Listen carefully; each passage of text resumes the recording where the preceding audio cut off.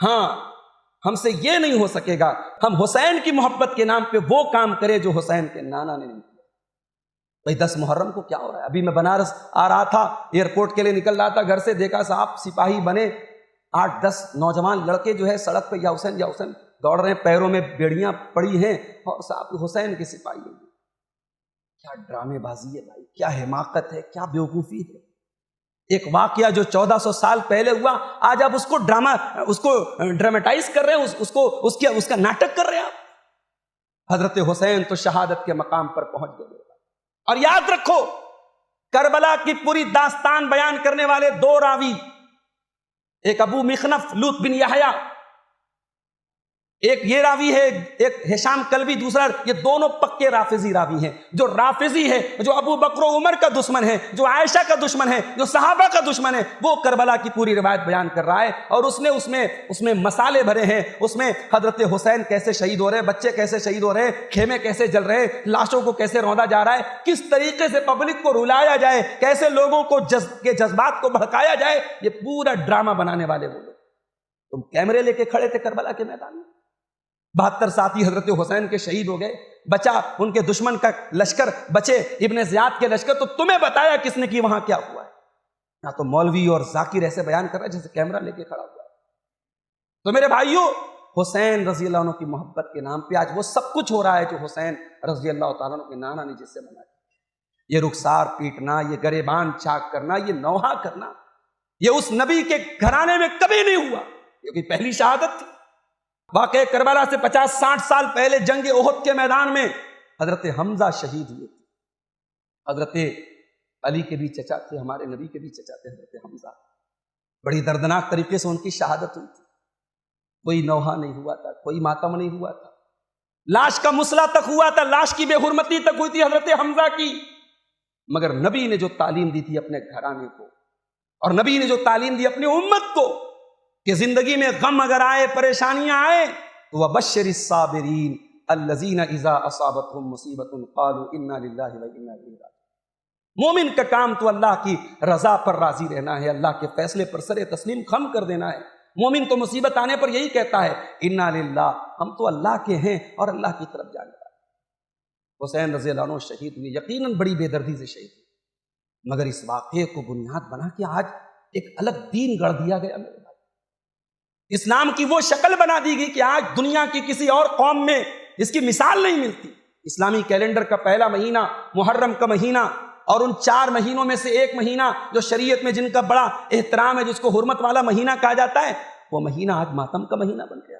وہ مہینہ آج جو ہے کوئی زنجیروں کے ذریعے اپنے جسم کو چھلنی کر رہا ہے، کوئی آگ پہ چل رہا ہے، کوئی کالے کپڑے پہن رہا ہے۔ وہ مہینہ آج ان بدعات اور خرافات کا مہینہ بن گیا۔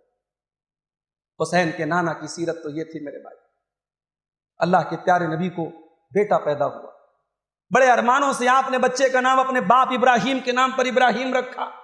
ماریا، حضرت ماریا قبطیہ کے پیٹ سے یہ بچہ پیدا ہوا تھا۔ عرب کے دستور کے مطابق آپ نے دیہات میں دودھ پینے کے لیے بچے کو بھیجا، بچہ 1.5 سال کا ہوا، بیماری کی خبر آئی، اللہ کے پیارے نبی اپنے صحابہ کو لے کر کے پہنچے۔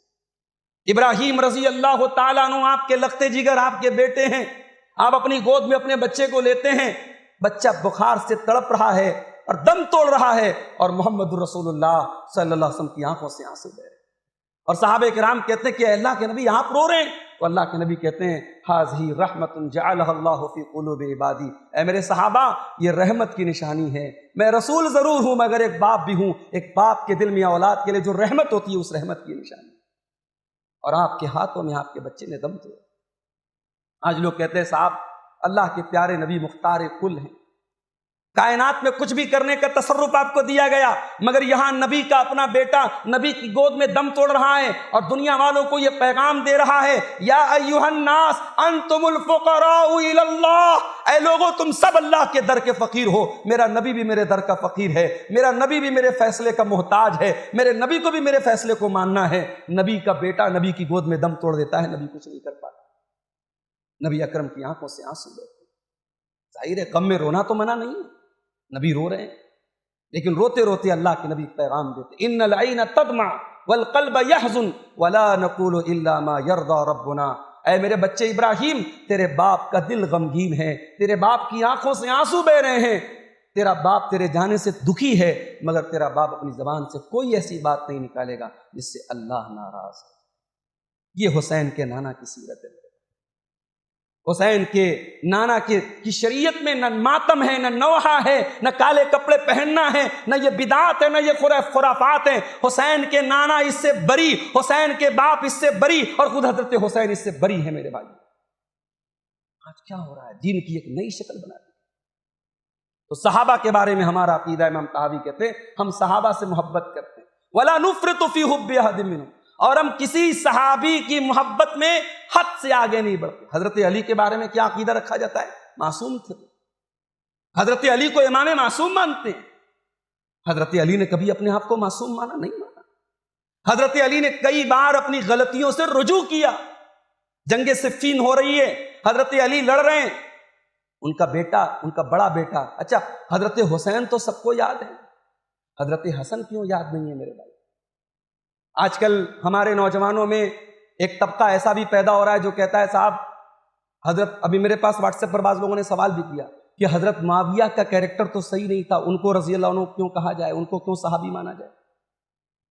بھئی تم کون طے ہوتے ہو حضرت معاویہ کا کیریکٹر طے کرنے والے؟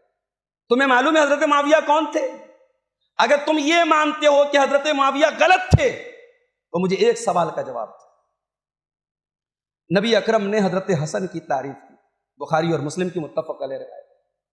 آپ نے فرمایا کہ میرا یہ بیٹا سید ہے، سردار ہے، لعل اللہ یصلح بہ بین فئتین عظیمتین من المسلمین، میرے اس بچے کے ذریعے اللہ تعالیٰ مسلمانوں کی دو بڑی جماعتوں میں صلح کرائے۔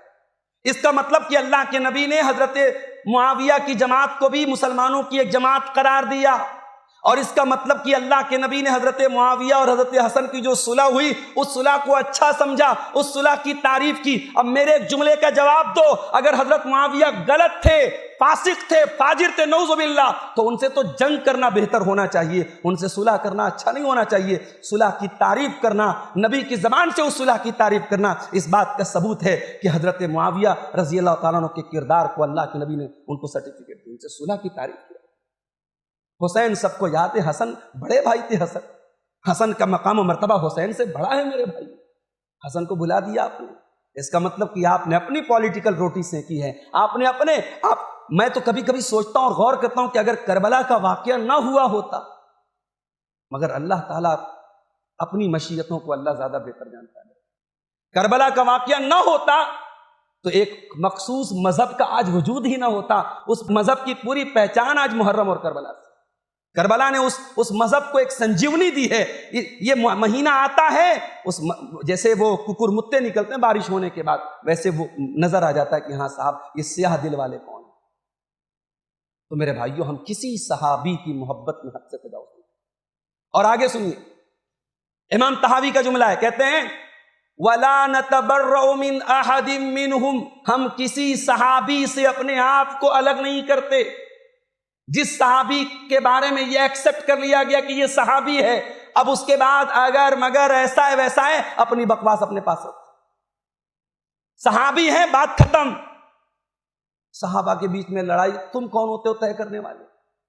امام طحاوی کا کہی یہ جملہ بھی ہے، وہ کہتے ہیں جب صحابہ کے بیچ میں جتنی جنگیں ہوئی، اختلاف ہوا، بھائی ہم انوالو نہیں ہوئے نا، ہم شامل نہیں ہوئے نا، اللہ نے ہم کو بچا لیا نا۔ جب ہم جنگ میں شامل نہیں ہوئے، ہمارا ہاتھ اس میں گندا نہیں ہوا، تو ہم زبان کو گندا کیوں کریں؟ صحابہ کی جنگیں ہوئی، اللہ تبارک و تعالیٰ ان سے پوچھے گا۔ ہمیں اور آپ کو اس کے بارے میں زیادہ کوریدنے کی ضرورت نہیں۔ وَلَا نَتَبَرَّأُ مِنْ أَحَدٍ مِّنْهُمْ، ہم کسی صحابی پر تبرہ نہیں کرتے، کسی صحابی سے اپنے آپ کو الگ نہیں کرتے۔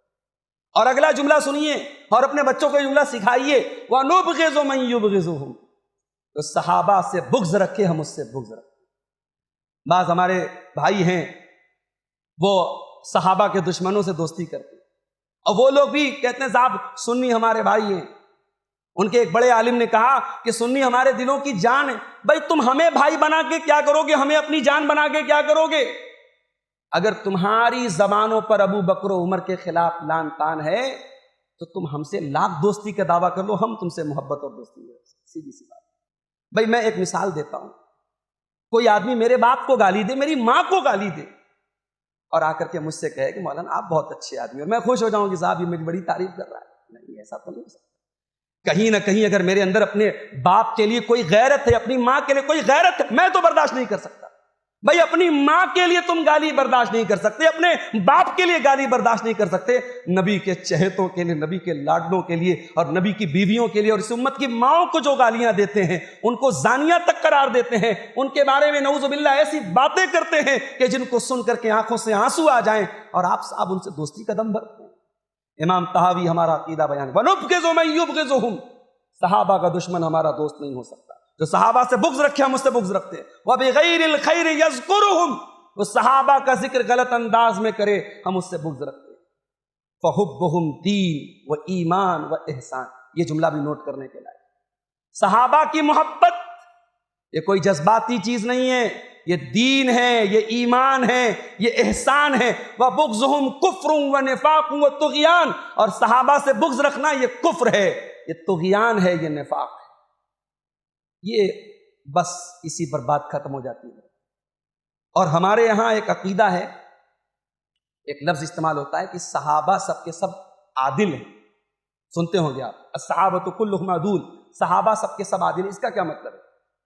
ہم لوگ تو اہل حدیث ہے نا، یہ بڑی موٹی سی بات بیان کر کے بات ختم کر رہا ہوں، یہ بات ہم سب کو معلوم ہونی چاہیے۔ علم حدیث میں ایک علم ہوتا ہے علم جرح و تعدیل کا، راویوں کے بارے میں جانچ پڑتال ہوتی ہے، کون سا راوی صحیح ہے، کون سا راوی غلط ہے، اس علم کو کہتے ہیں علم جرح و تعدیل۔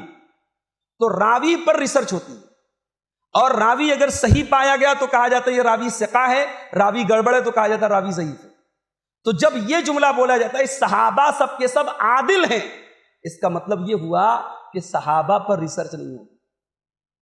یہاں تک کہ حدیث کی جو چین ہوتی ہے، جو سند ہوتی ہے نا، اس میں اگر ان رجل من اصحاب النبی آ گیا کہ نبی کے صحابہ میں سے کوئی تھا، نام بھی ان نون صحابی ہے لیکن یہ کنفرم ہے کہ صحابی ہے، تو اس حدیث کو بھی صحیح مانا جائے۔ اگر صرف نام بھی ذکر نہیں ہے، صرف یہ ذکر ہے کہ کوئی صحابی تھا، اس حدیث کو صحیح مان لیا جائے گا۔ صحابی کا صحابی ہونا ہی یہ کنفرمیشن ہے اس کے صحیح ہونے۔ یہ ہمارا عقیدہ۔ الصحابۃ کلہم عدول، صحابہ سارے کے سارے عادل تھے، صحابہ پر ریسرچ ہوئی۔ تو یہ موٹی موٹی باتیں میرے بھائیوں صحابہ کرام کے بارے میں ہم سب کو معلوم ہونی چاہیے۔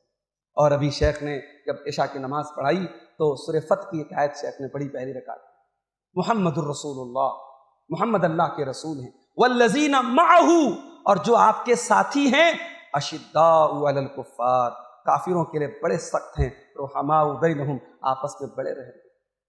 ایک بات بتاؤں بھئی، ہم لوگ جتنے بھی اچھے بن جائیں، اختلاف جب ہوتا ہے نا، جب آپس میں اختلاف ہوتا ہے تو انسان اپنی لمٹس کو کراس کر جاتا ہے، ایسا ہوتا ہے نا۔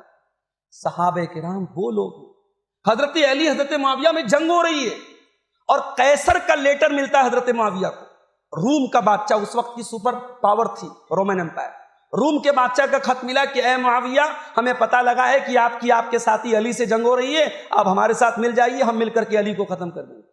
ہم اور آپ ہوتے تو کیا کرتے؟ اتنا بہترین آفر مل رہا ہے، سپر پاور کا ساتھ مل رہا ہے، فوج کو لے کر کے مل کر کے حضرت علی کے لشکر کا خاتمہ کر دیتے ہیں۔ مگر یہ جنگیں ذاتی مفاد کے لیے نہیں تھی، ہر فریق نے جو بہتر اور حق سمجھا اس کے لیے لڑ پڑے، یہ ذاتی مفاد کے لیے، کرسی کے لیے، اقتدار کے لیے جنگیں نہیں تھی۔ حضرت معاویہ نے روم کے بادشاہ کو خط لکھا اور تاریخ میں وہ خط آج بھی موجود ہے، انہوں نے کہا یا کلب الروم، اے رومی کتے، خبردار ہماری سرحدوں پر نظر اٹھا کے، اگر تو نے ہماری سرحدوں پر غلط نظریں اٹھا کے دیکھی تو میں وعدہ کرتا ہوں علی کی کمانڈ شپ میں، علی کی قیادت میں پہلی صف میں کھڑا رہوں گا، علی کی قیادت میں لڑوں گا، سارا اختلاف ختم کر کے پہلے تجھ سے مقابلہ۔ یہ صحابہ کرام اشداء علی الکفار، دشمنوں کے لیے لوہے سے بھی زیادہ، فولاد سے بھی زیادہ سخت تھے، اور اپنوں کے لیے ریشم سے بھی زیادہ نرم تھے۔ رحماء تراہم رکعا سجدا، تم ان کو جب بھی دیکھتے ہو وہ رکوع کی حالت میں نظر آتے ہیں، سجدے کی حالت میں نظر آتے ہیں، یبتغون فضلا من اللہ ورضوانا، اور ان کا رکوع اور سجدہ لوگوں کو دکھانے کے لیے نہیں ہوتا، وہ اللہ کی رضا کے طالب ہوتے ہیں، وہ اخلاص والے مخلص لوگ ہوتے ہیں۔ سیماہم फी वजूहिहिम मिन अथरि सुजूद, उनका चेहरा बता देता है ये अल्लाह की बारगाह में सजदा करने वाले लोग हैं, ये मुत्तकी लोग हैं, ये परहेजगार लोग हैं। जब हजरत उमर फारूक बैतुल मुक़द्दस की चाबी लेने के लिए पहुंचे थे तो ईसाइयों ने और उनके चर्च के पादरियों ने दूर से देख करके कहा था कि हाँ, हमारी किताबों में मोहम्मद के साथियों की और आखिरी नबी के साथियों की यही निशानी बताई गई थी। नबी के सहाबा अपने चेहरों से पहचान लिए जाते थे कि ये अल्लाह की बारगाह में सजदे करने वाले, ये रातों को रोने वाले। मेरे भाइयों, चश्मे पलक ने, रूए जमीन ने सहाबे किराम से ज्यादा मुत्तकी और परहेजगार लोग नहीं देखे हैं। कयामत तक कोई मुत्तकी बन सकता है, तहज्जुद गुजार बन सकता है, मगर सहाबा के बाद अब कोई सहाबी नहीं बन सकता है। ये रुतबे बुलंद मिला जिसको मिल गया, अब सहाबे किराम की खाके पात तक कोई नहीं पहुंच सकता है। इसीलिए अब्दुल्ला बिन मुबारक से किसी ने पूछा था कि हजरत मुआविया ज्यादा बेहतर हैं या उमर बिन अब्दुल अजीज ज्यादा बेहतर हैं। उमर बिन अब्दुल अजीज ये कौन है? ये बहुत बड़े खलीफा थे, आदिल थे, जिनकी ईमानदारी मशहूर है, जिनका अदल मशहूर है। और हजरत मुआविया कौन है? सहाबी हैं, मगर जिनके खिलाफ बड़े प्रोपेगंडे हैं, बड़े इल्जामात हैं। हजरत अब्दुल्ला बिन मुबारक ने क्या जवाब दिया था, उस जवाब को सुन लो। हमारा अकीदा, उस जवाब के अंदर हमारा अकीदा छुपा हुआ है। अब्दुल्ला बिन मुबारक ने कहा था कि जिस घोड़े पर बैठ करके मुआविया ने नबी के साथ जिहाद किया था, उस घोड़े की नाक में बैठी हुई मिट्टी भी उमर बिन अब्दुल अजीज से बेहतर है। उस घोड़े की नाक में बैठी हुई मिट्टी भी उमर बिन अब्दुल अजीज से बेहतर है। ये अकीदा है हमारा। सहाबे किराम के बराबर कोई नहीं हो सकता मेरे भाइयों। कोई वली, कोई मुत्तकी से परहेजगार इंसान सहाबे किराम तक के उनके मकाम तक नहीं पहुंच सकता। इसलिए खास तौर से अपनी नौजवान नस्ल से मैं कहूँगा, अपने भाइयों से कहूँगा कि आज यूट्यूब का दौर है, सोशल मीडिया का दौर है, आज पब्लिसिटी के बहुत सारे ज़राए हैं। आज ऐसी तकरीरें और ऐसे क्लिप्स हमारे अहले हदीस नौजवान चला रहे हैं, ऐसे लोगों की क्लिप्स हमारे अहले हदीस नौजवान चला रहे हैं जिनकी पूरी दुकान सहाबा की दुश्मनी पर चल रही। एक साहब को मैंने सुना, उन्होंने कहा कि लोग गाली देते थे, मैंने रजी अल्लाह अन्हु कह करके बनु उमैया को इल्मी मौत दे दी। अरे तू कौन होता है बनु उमैया को मौत देने वाला? बनु उमैया वो खानदान है जिस खानदान से हजरत उस्मान गनी का ताल्लुक था, जिस खानदान में नबी ने 2 बेटियां दी थी। बनु उमैया का खानदान वो खानदान है जिस खानदान से हजरत यजीद बिन अबी सुफियान थे, जिन्होंने दमिश्क को फतह करने में और रूम को फतह करने में बड़ा अहम किरदार अदा किया था। और बनु उमैया का खानदान वो खानदान है जिस खानदान के बहुत सारे लोगों को हजरत अबू बकर और उमर ने अपने ज़माने में बड़े बड़े ओहदे दिए थे। तुम किसी खानदान को गालियां देते हो? हजरत मुआविया का खानदान है इसलिए तुम उस खानदान को गाली देते हो? मेरे भाइयों, इस तरीके के स्पीकर्स और स्कॉलर्स और मुहक्किकीन आज हमारे नौजवानों के मंजूर नज़र बने हैं। इसलिए मैं कहता हूँ होशियार रहो, अपनी बुनियादों पर कायम रहो। अपना जो अकीदा हमें सलफ से मिला है, जो सहाबा से मिला है, जो अकीदा नस्लन बादा नस्लन हमें किताब व सुन्नत की रोशनी में मिला है, उस अकीदे पर कायम रहो और अपनी आने वाली नस्लों को भी उस अकीदे को ट्रांसफ़र करो। अल्लाह से दुआ है रब्बुल आलमीन हम सबको सहाबा इकराम से मोहब्बत करने की तौफीक अता फरमाए। रब्बुल आलमीन हमारे वो तमाम भाई जिनके दिलों में सहाबा इकराम के ख़िलाफ़ बदगुमानियाँ हैं और इसी तरीके से बुग़्ज़ व अदावत है, अल्लाह उनके दिलों को साफ़ कर दे। अल्लाह उनके दिलों को सहाबा किराम के बारे में वही अकीदा उनके दिलों में पैदा कर दे जो कुरान और सुन्नत ने हमें बताया है। रब्बुल आलमीन हमें सहाबा और अहले बैत दोनों से सही और सच्ची मोहब्बत करने की तौफीक अता फरमाए। अल्लाह हमारे बीमारों को शिफा अता फरमाए। अल्लाह रोज़ी रोटी में बरकत अता फरमाए। जहाँ बारिश की वजह से तबाही है, अल्लाह वहाँ बारिश के सिलसिले को रोक दे, और जहाँ बारिश की कमी है और बारिश की ज़रूरत है वहाँ अल्लाह ताला रहमतों की बारिश नाजिल फरमा दे।